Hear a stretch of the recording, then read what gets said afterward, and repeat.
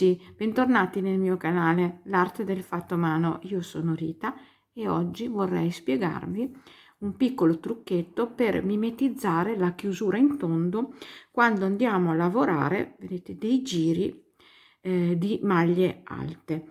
Specialmente nel periodo che siamo adesso, invernale, spesso io le utilizzo in certe parti del mio progetto per rendere il mio modello non troppo traforato.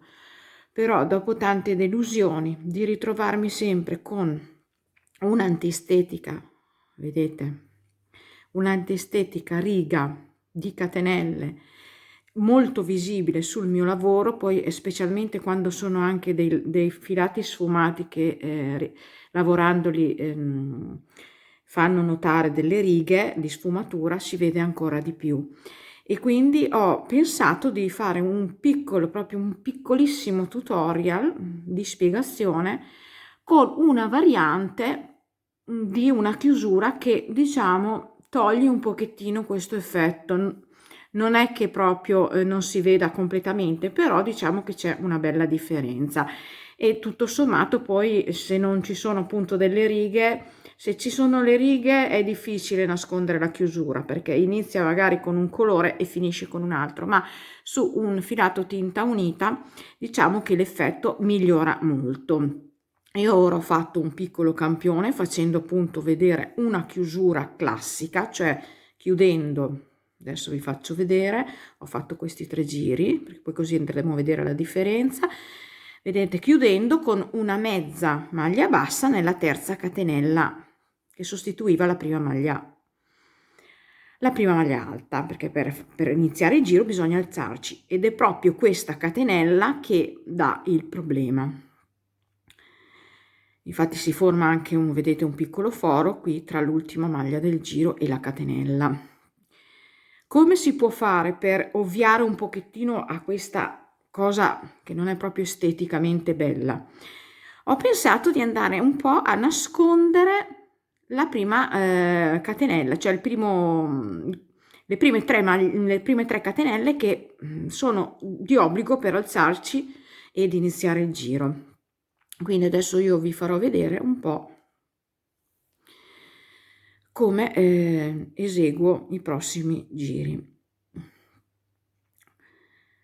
Adesso io andrò questo a disfarlo per farvi vedere come vado a chiudere questo giro. Io sono, vedete, alla fine del mio giro. Cosa faccio?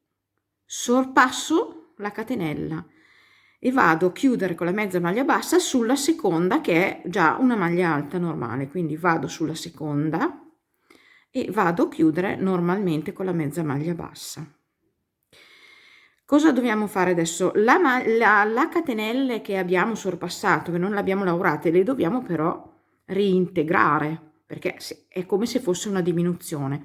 Quindi su questa maglia alta dove abbiamo chiuso andiamo a fare un aumento, quindi ci alziamo comunque con 3 catenelle che le andremo a nascondere nel giro seguente. Carico il filo nella stessa maglia, andiamo a fare l'aumento, facciamo quindi la maglia alta come se fossero 2 maglie alte, perché la prima è sostituita dalle catenelle, e andiamo a lavorare normalmente il giro in tondo fino alla fine. Ecco, sono alla fine del giro. Adesso andiamo a chiudere di nuovo insieme con questo piccolo modo alternativo.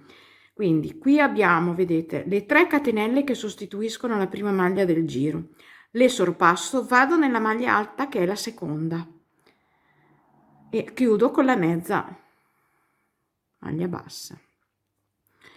Adesso abbiamo fatto la diminuzione, la dobbiamo aumentare, quindi ci alziamo con le 3 catenelle che andremo a nascondere nel giro seguente, nella chiusura, e nella stessa maglia, che è la seconda, perché la prima era di catenelle e l'abbiamo sorpassata, andiamo a fare l'aumento e facciamo 2 maglie, una catenella e un'altra maglia alta.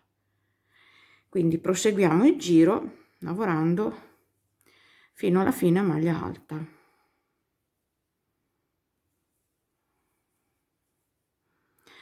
Ho pensato che sotto i miei tutorial dove ci sarà appunto da inserire questo tipo di chiusura, vi metterò sempre il link che manda questo piccolo tutorial, così per chi magari l'avesse dimenticato se lo va a guardare e così può insomma fare il suo capo, il suo maglione con una chiusura migliore. Poi un'altra cosa un altro consiglio che vi posso fare è che quando andate a fare dei lavori in tondo, magari fate cadere questa chiusura sui lati, nei fianchi, anche se dovete magari spezzare il filo e ripartire, in modo che così anche questo è un po' nascosto dalle mani, dalle maniche. Insomma, sono piccoli accorgimenti che servono a migliorare esteticamente la bellezza del nostro capo fatto a mano. Siamo ancora alla fine, vedete, vado a farvi vedere un'altra volta come chiudere. Saltiamo queste 3 catenelle, andiamo a lavorare la maglia seguente, quindi andiamo a chiuderci nella maglia alta, nella prima del giro, perché la prima maglia alta del giro è la seconda, perché la prima è di catenelle. Quindi però questa maglia l'abbiamo, diciamo, come fatto una diminuzione, la andiamo a aumentare, ci alziamo con 3 catenelle e la andiamo ad aumentare lavorandola nella stessa maglia di base. E proseguiamo il giro fino alla fine.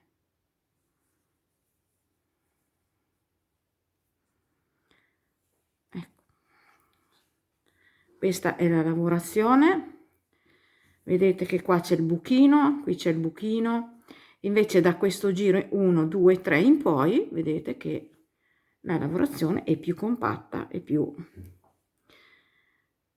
Insomma, si vede pochissimo, ecco, una cosa molto minima. Esteticamente è molto migliore. Niente, spero che questo tutorial piccolo vi possa servire. Io ho già provato a fare diverse cose con questa chiusura e se le righe, se non ci sono dei punti, come ho detto prima, dei degradé, dei filati a righe che iniziano con un colore e finiscono nello stesso giro con un altro, che quindi anche se c'è una chiusura bella, omogenea, si vede lo stesso, però diciamo che migliora anche in caso di righe, migliora molto. E insomma, spero che vi possa essere utile. Proseguo con il tutorial del maglioncino che a giorni insomma uscirà. Va bene, grazie mille dell'ascolto, arrivederci alla prossima, ciao ragazze.